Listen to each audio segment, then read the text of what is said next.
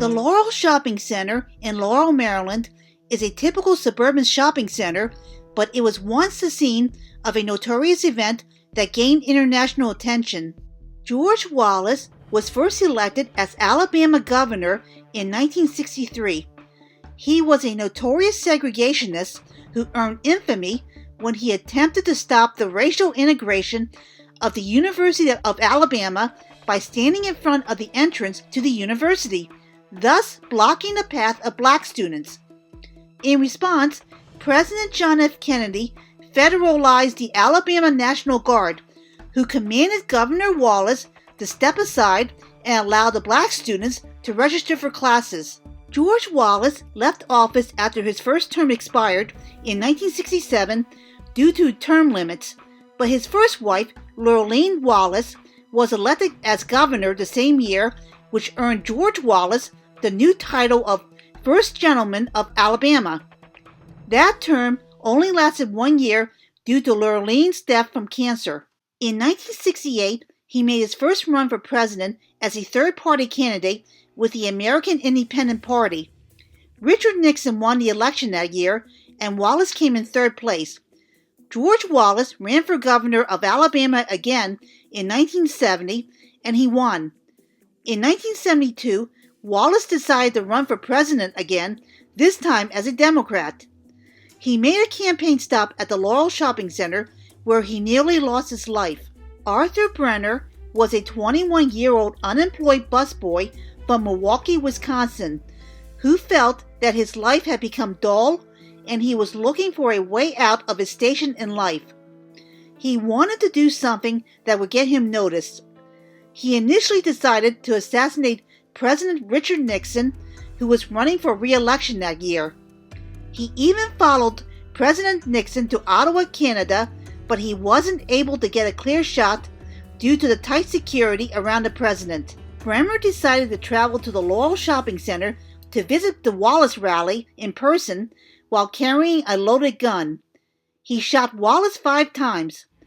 3 other people were also shot that day: E.C. Dothart, an Alabama state trooper with Wallace's protection unit, Dora Thompson, a Wallace campaign worker, and Nick Zarvos, a Secret Service agent. All 3 survived. Bremer was quickly apprehended by the local authorities. The shooting abruptly ended George Wallace's presidential campaign. Senator George McGovern would go on to win the Democratic nomination that year, but he was defeated by President Nixon in the November election. Arthur Bremer ultimately served 35 years in prison.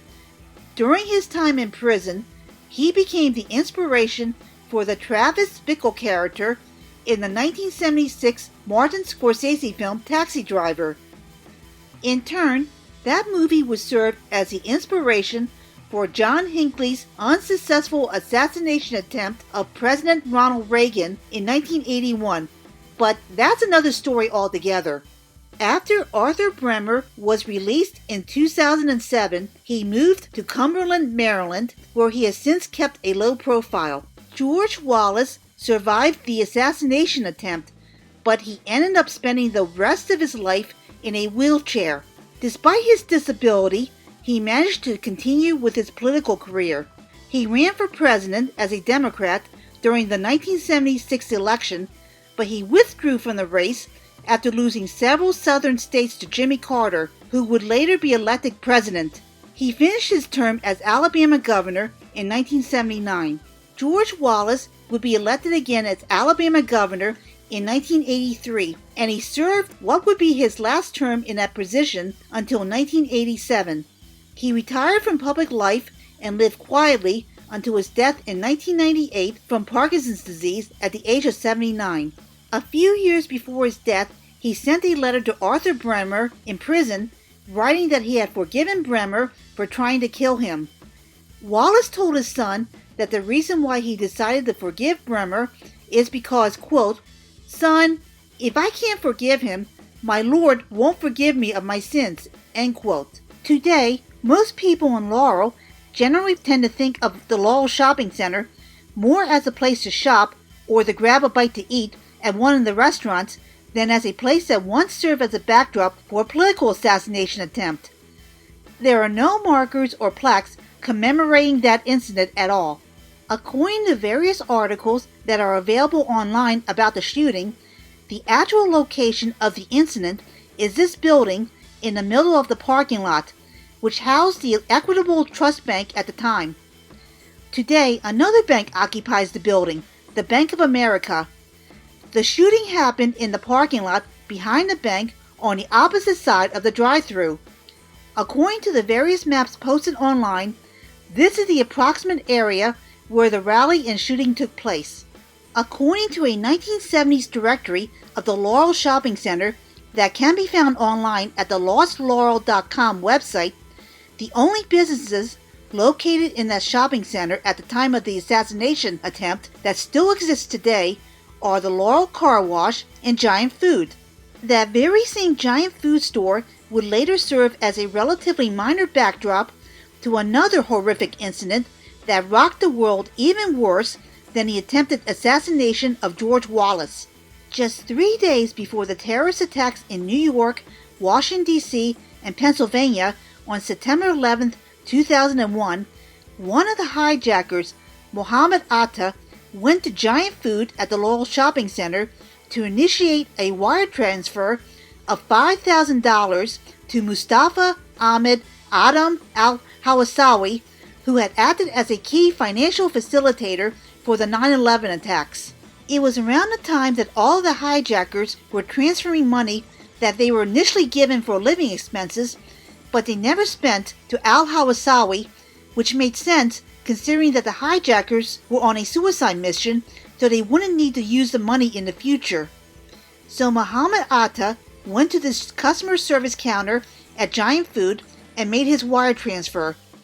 Like the earlier assassination attempt, you won't see any markers or plaques about that incident. The only area that actually tries to commemorate anything about the shopping center's past is this place, which originally began as a cinema where the latest Hollywood movies were shown. The cinema has shown its last movie several years ago, but it has now become known as the Laurel House of Horrors and Escape Room. It's billed as D.C. and Maryland's largest indoor haunted house, which includes horror movie-themed escape rooms and real paranormal investigations. The original cinema name remains, even though the letter I is now hung upside down. Basically, the Laurel Shopping Center is a place where people are more likely to be concerned about buying something or eating in a restaurant than thinking about it being the backdrop of two horrific historical events. The current owners and management of that shopping center probably prefer to keep it that way. The Laurel Shopping Center is located right along Route 1 at 910 Fairlawn Avenue in Laurel, Maryland. The hours of operation vary according to each shop and restaurant, but there will usually be something open between 10 a.m. and 9 p.m. 7 days a week.